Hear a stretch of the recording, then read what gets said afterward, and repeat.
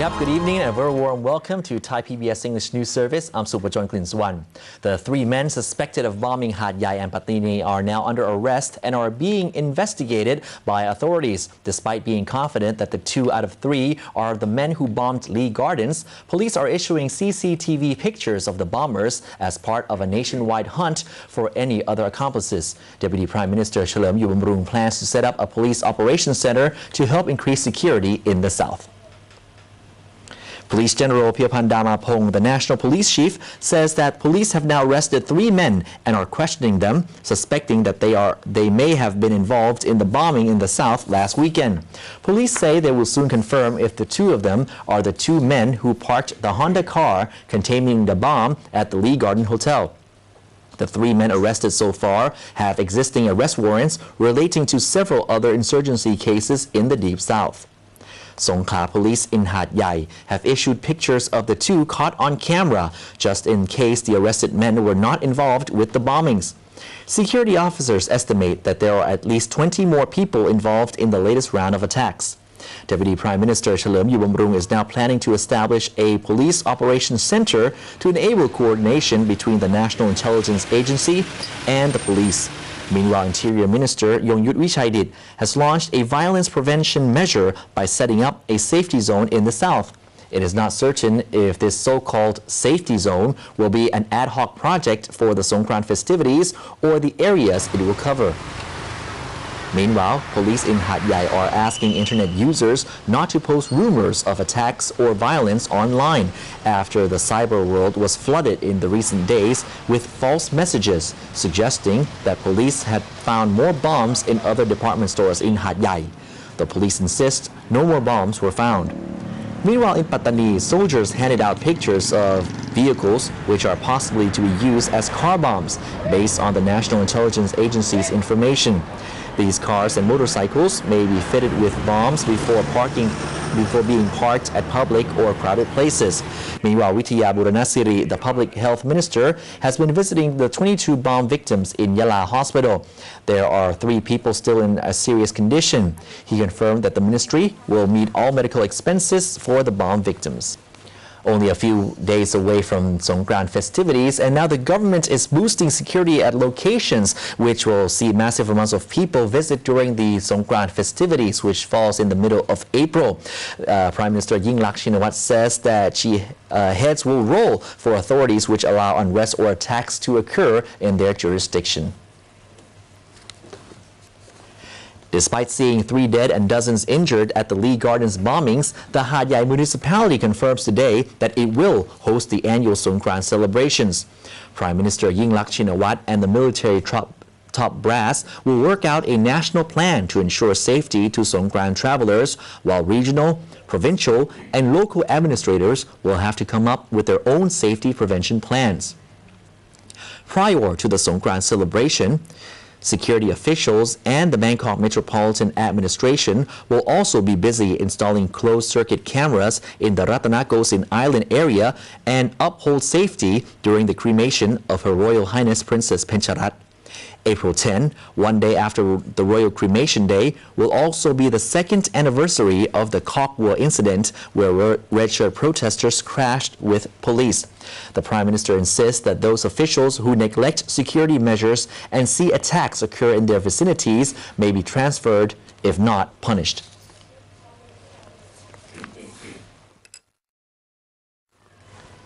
Now the talk of the town. Hundreds of monks and novices from the Thammakai temple in Pathum Thani today paraded through inner Bangkok on a mission to deliver a golden monk statue to Pak Nam temple in Pasir Charan district. Around 1,500 monks and novices walked through Bangkok today for the 2nd day as worshippers were sprinkling the monks' path with rose petals, causing traffic congestion downtown Bangkok. This move by the Dhammakai temple is also drawing social criticism. However, massive amounts of supporters see that this is a move to enlighten Bangkokians' minds. The Buddhism Protection Association of Thailand says that this act is not considered against the practice of Buddhism, but suggests that pilgrimage, which could be done in forests or cities, should not cause other people difficulties. The monks are staying at Sonkulap Witilai School near the Memorial Bridge. Tomorrow will be the final day of the long walk as the Golden Monk's image will reach Pak Nam Pasi Charan Temple. The Bangkok Metropolitan Administration suggests that sinkholes occurring along the Charan Krung Road are being caused by two problems: underground sand erosion and leaking sewers. Using GPR or ground penetrating radar to check Charan Krung, where sinkholes are occurring, has shown that there are hollow areas under both the streets and pavements. And the reason many parts of the streets have not sunk yet is only because of the iron rods within the road's cement construction. The Bangkok Metropolitan Administration, or BMA, claims that the Chao Phraya River may have drawn underground sand out. The erosion may be the cause of these sinkholes. Meanwhile, the BMA also found leaking sewers, which may also be the cause of the underground hollows which led to the sinkholes. A big reconstruction project is underway. Recent oil exploration in the capital has caused much public concern over the past couple of weeks as communities close to the drill sites fear for their safety. But now that the British firm has halted its operations after finding no trace of gas or oil deposits, the Department of Mineral Fuels is preparing stricter regulations for any subsequent drilling concessions. Kun Bandit Bandit has more. After drilling almost 2.5 kilometers down into the Earth's crust, Mitra Energy failed to find any viable gas or oil deposits beneath the Putamonton 2 Road exploration site, eventually calling off its exploration activities.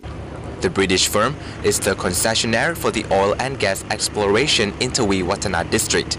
They began drilling on March 9th and ceased further exploration on April 2nd.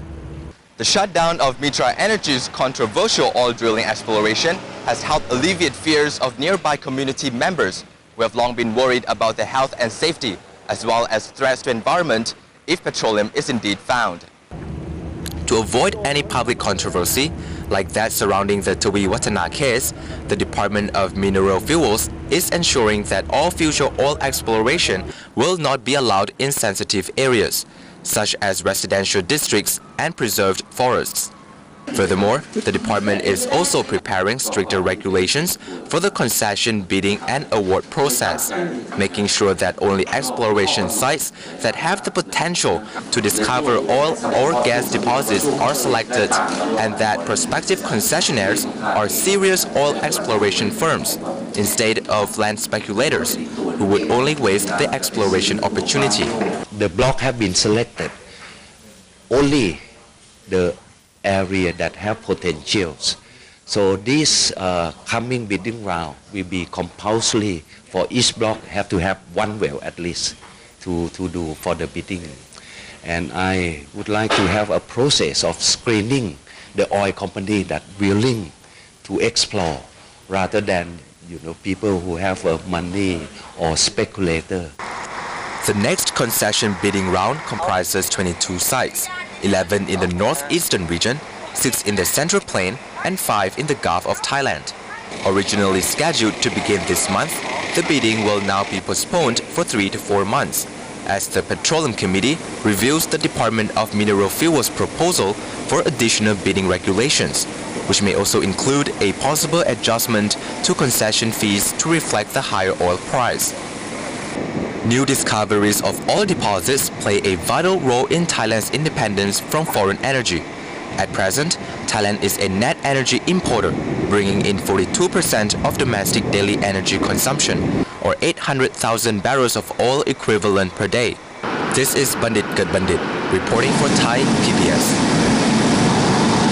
Thank you, Kun Bandit. And now moving on to the computer tablet issue. The signing of an MOU, which was scheduled for today, has now been postponed to April the 10th after the Office of the Attorney General completed its review of the PC tablet procurement terms earlier this afternoon. As a result of the postponement, the distribution of tablets to grade 1 students might also be delayed. The Office of the Attorney General approved the tablet procurement MOU at around 2 p.m. today, not leaving enough time to sign the document with Shenzhen Scope Scientific Development that will now take place on April the 10th. This delay will mean that the distribution of the 900,000 tablets to grade 1 students might also be delayed from mid-May to July. The government had initially planned for every grade 1 student in the kingdom to be handed a tablet by the start of the upcoming school term, which is about a month from now. A total of 1.9 billion baht has been assigned to the one tablet per child scheme, with each gadget costing roughly 2,400 baht. Among many features, the tablet have a 7-inch touchscreen and storage of 16 gigabytes. The content of the tablets will comprise of 6 subjects, mainly Thai, English languages, mathematics, science, social studies, and computer studies. Applications such as a dictionary, multiplication tables, and a calculator will also be programmed into the devices. Following the minimum wage increase, an Assumption University poll indicates that it will likely have an effect on most small and medium-sized enterprises, or SMEs, while newly graduates fear remaining jobless due to the 15,000 baht minimum graduate starting salary policy. The minimum wage increase to 300 baht has been widely criticized after it was implemented less than a month ago. An Assumption University poll surveyed 715 SMEs and around 1,200 other related people in 7 provinces regarding the short-term effects of the increase.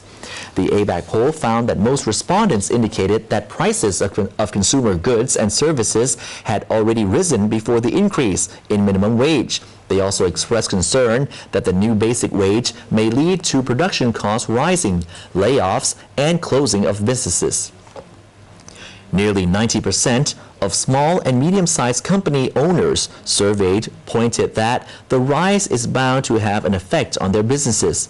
85% of SME respondents said that the government has yet to launch any plan to help affected businesses, and more than 1/3 of respondents see this minimum wage increase scheme as simply a populist policy related to future possible election campaigns.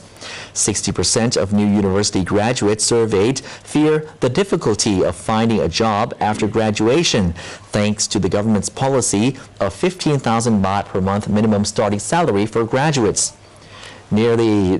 Nearly half of the respondents said that the government priority must be to control the price of consumer goods and services and to implement a better health insurance scheme.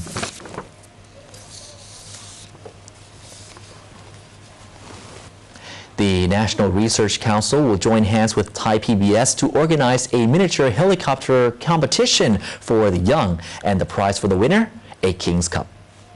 In the 4th event of its kind, the National Research Council, the Miniature Helicopter Club of Thailand, and Thai PBS will be traveling to all 5 regions of the country to seek the best remote-controlled helicopter pilot. Not only will this competition be fun and exciting, but it will also boost young people's creativity and strategic skills, which, according to Professor Suthiporn Chitritapap, Secretary General of the National Research Council, will be invaluable as these participants grow up, because they can use this experience in farming, searching for natural resources, and even for national security. The first round of this year's game starts on June the 30th in Mahasarakham province in the northeast. The final round will be in early September, with His Majesty the King's Trophy honoring the winner. And that brings us to the end of tonight's edition of Thai PBS English News Service. We'll see you again tomorrow night. Until then, good night. Sawadee krap.